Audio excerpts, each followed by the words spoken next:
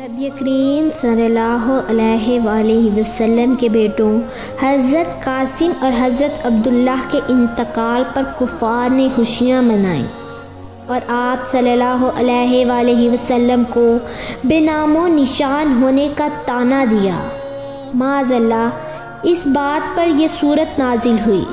اس صورت میں نبی کریم صلی اللہ علیہ وآلہ وسلم پر اللہ کے فضل اور انعامات کا بیان ہے۔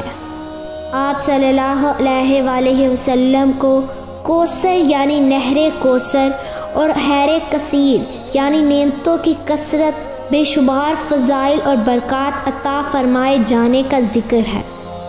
اس صورت میں آپ صلی اللہ علیہ وآلہ وسلم کے دشمنوں کے بے نام و نشان ہونے کی خبر دی گئی۔ ان عظیم نعمتوں پر آپ صلی اللہ علیہ وآلہ وسلم کو اللہ کا شکر ادا کرنے کے لیے نماز پڑھنے اور قربانی کرنے کی تلقین فرمائی گئی ہے۔ اعوذ باللہ من الشیطان الرجیم، بسم اللہ الرحمن الرحیم۔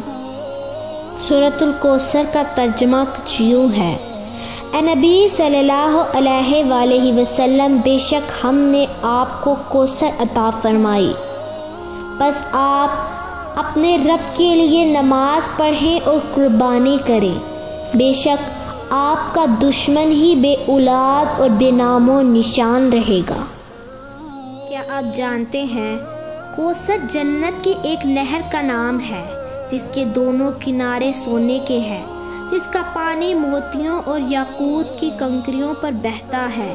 اس کا پانی شہد سے زیادہ میٹھا، دودھ سے زیادہ سفید، برف سے زیادہ ٹھنڈا اور مشک سے زیادہ خوشبودار ہے۔ اسے مسند احمد نے روایت کیا ہے۔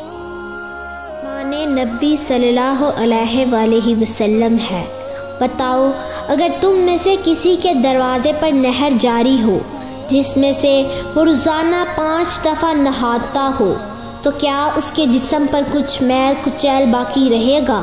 صحابہ کرام نے عرض کیا کہ کچھ بھی میل کچیل باقی نہیں رہے گا۔ آپ صلی اللہ علیہ وسلم نے فرمایا، بالکل یہی مثال 5 نمازوں کی ہے، اللہ ان کے ذریعے سے خطاؤں کو دھوتا اور مٹاتا ہے۔